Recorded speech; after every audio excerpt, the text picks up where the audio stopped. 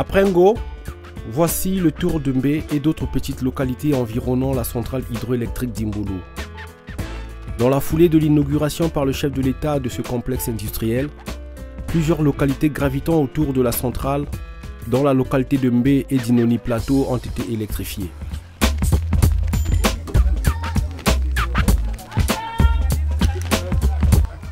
On ne peut évoquer l'odyssée de l'électrification du Congo sans revisiter l'impressionnante cérémonie d'inauguration de ce joyau industriel par le chef de l'État.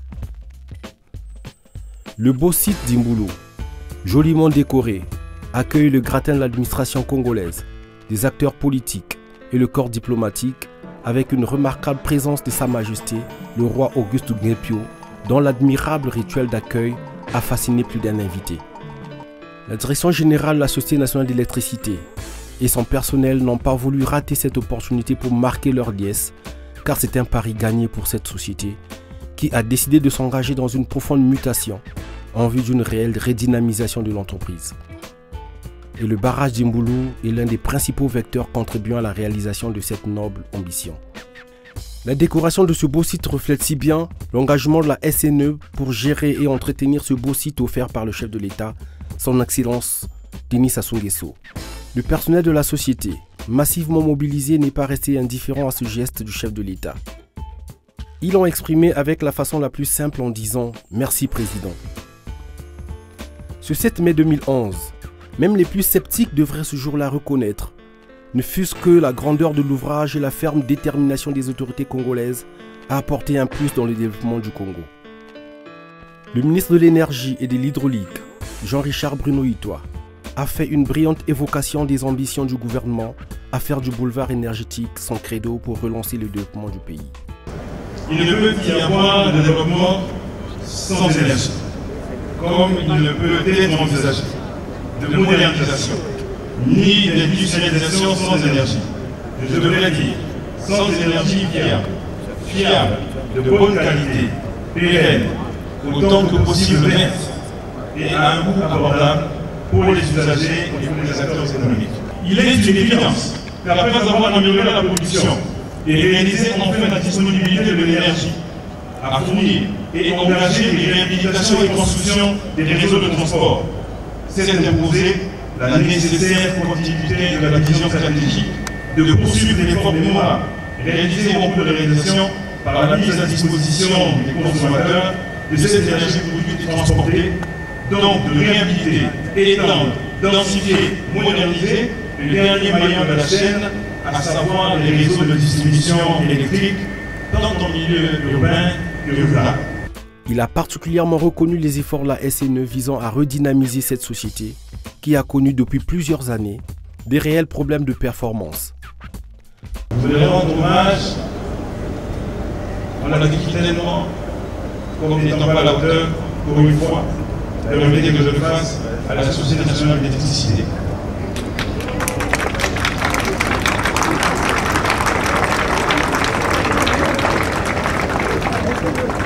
Dont les agents ont constitué l'essentiel des équipes du projet.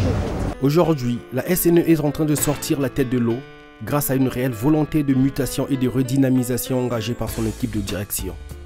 Albert Camille Pella, directeur général de la SNE, a ainsi été honoré d'assister au dévoilement de la plaque de ce joyau industriel et de revisiter avec le chef de l'État l'impressionnant ouvrage. Les cadres de la SNE qui ont apporté leur génie à ce rêve n'ont pas été oubliés par la République. Les réactions n'ont pas manqué après cet événement. À la diplomatie, on aurait pu dire mes impressions sont bonnes. Mais elles sont véritablement bonnes. Et moi, en tant que dignitaire à la Cour royale, j'observe avec beaucoup d'objectivité. Je dis, mes impressions sont très bonnes. Jamais, dans notre pays, nous avons eu un bijou comme celui que nous sommes en train de voir, qui se trouve derrière moi. J'étais le premier presque à inaugurer ce beau bijou, parce que tout Mbé est éclairé. Nous avons un beau bijou, nous devons jalousement le garder. Ce n'est pas pour Denis Sassou Nguesso, mais c'est pour nous. Gardons ce beau bijou pour nos progénitures et afin que nous puissions jouir de ce beau bijou éternellement, pourquoi pas. Quelques jours après cette cérémonie, nous avons voulu rencontrer les heureux Congolais qui se délectent aujourd'hui des fruits de cette centrale hydroélectrique. Cap sur Mbé, localité située à 15 km de la centrale et à 150 km de Brazzaville, peuplée de 2500 habitants avec 140 ménages, Mbé est un village chargé d'un fort symbole historique, car siège du roi Makoko et le lieu des tractations débouchant sur la création de Brazzaville, ville capitale. Depuis le 5 mai 2011, Mbé bascule d'une cité archaïque attachée à son histoire à une localité tendant vers la modernité. Qu'en pensent les habitants de Mbé sur cette nouvelle vie? Depuis que le courant des moules est arrivé, la population est très satisfaisante. Pourquoi satisfaisante? Ils sont là de 6 heures après l'allumage des lampadaires, les gens sont dans les rues, et ceux qui ont, tel que moi qui vous parle, j'ai un don du district, que j'ai une télévision, et que je fais animer les structures avec les enfants chaque soir. Avant, le forage fonctionnait à l'aide d'un moteur, d'un groupe. Mais compte tenu de mauvaises gestes du groupe, donc le forage est tombé en panne. Nous avons vécu 2 mois sans eau. Avec l'arrivée des Mboulou, nous avons eu à brancher une prise là-bas, c'est ce qui nous permet d'avoir maintenant de l'eau. Les mamans, les papas sont là vraiment. En matière d'eau, nous sommes très satisfaits à cause du barrage d'Imboulou. La réalité, c'est qu'on était vraiment trop sûrs. Imboulou est dans le district de Ngabé et nous sommes ici à Mbé, nous sommes dans le district de Ngabé. Donc on était vraiment trop sûrs qu'on ne devrait pas rater un transport ici à Mbé.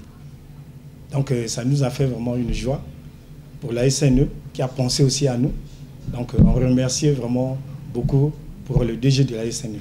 On avait des tracasseries et à toutefois acheter du gasoil, démarrer le groupe, ça nous prenait vraiment trop de dépenses. Et maintenant là, comme il y a maintenant l'électricité, je pense que la population aussi sera un peu soulagée par rapport aux tarifs de nos produits ici là, tel que le président fait.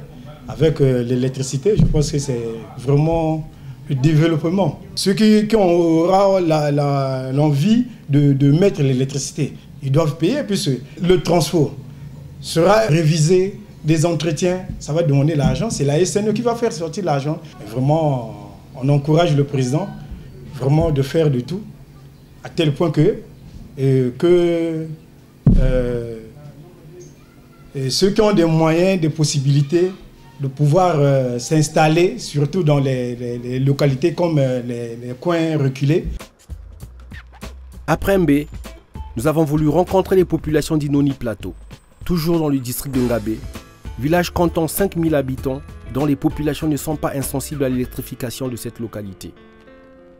Ils ne cachent pas à leur tour leur satisfaction et appréciation pour l'arrivée de cette inattendue ressource qu'est l'électricité. Notre village est entièrement alimenté, malgré les branchements qui ne sont pas encore prêts pour tout le monde. Il y a un grand changement sur tous les points. Là, nous avions déjà reçu certaines usines qui viennent chercher les endroits pour s'implanter. C'était inattendu, puisque c'est des projets qui ont daté et qu'aujourd'hui, les projets ont vu son jour. Et même nous, aujourd'hui, on ne s'attendait pas. Sur le plan social, la vie a changé. Le village maintenant, le village qui avant n'avait même pas de marché. Le marché, on l'a créé. Maintenant, il y a l'immigration qui s'augmente. Le niveau de vie. Quand les femmes font du manioc comme ça, les maniocs ne tardent même plus et c'est déjà pris.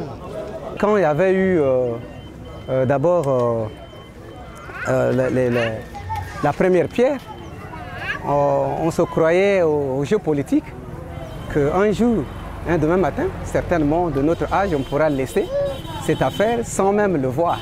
Et aujourd'hui, nous l'avons vu vraiment, nous apprécions fortement le gouvernement et puis le président de la République qui a su réussir à tenir sa canne, tel qu'il avait dit, à la première pierre. Nous sommes enchantés et nous félicitons même le président pour le chemin d'avenir qu'il a fait. On ne croyait pas voir le courant dans les villages, mais on a quand même eu cette chance d'avoir le courant et la vie va se transformer. Pour nous, habitants de la localité, le changement, c'est que ça nous donne une possibilité parce qu'au départ, on souffrait tellement trop. Et maintenant que nous avons le courant, et puis nous allons développer nos activités. Et là, bientôt, les affaires des groupes vont nous quitter et nous allons nous aborder à l'électricité. Parce que certains de nous ici, il y a même nos chers compatriotes ou bien nos amis qui ont même des congélateurs qui aujourd'hui ne fonctionnent pas à cause du courant. Et malgré les manœuvres des groupes que nous n'arrivions pas du tout à exploiter, bon, maintenant que nous avons eu le courant, c'est vraiment apprécié. Que nos frères qui sont à la SNE ou alors les autorités de la SNE, qui les prennent sincèrement au sérieux, cette affaire, parce que c'est une affaire que les gens n'attendaient pas. Et aujourd'hui, nous l'avons vu. Et ils doivent tenir fort pour pouvoir soutenir le patrimoine et aussi ce bijou, parce que c'est un bijou pour le monde, s'il faut le dire. Pas seulement au niveau Brazzaville, mais partout ailleurs. Donc ce bijou-là, nous leur demandons de bien gérer cela, qu'il n'y ait pas de caprices, comme on est en train de vivre à Brazzaville, et que cela soit d'office stable. La balle reste dans le camp des populations, qui devraient faire preuve de créativité pour capitaliser ce précieux vecteur de développement socio-économique. Le chemin d'avenir à travers le boulevard énergétique ne fait que poursuivre sa route. À qui le tour? Feuilleton à suivre.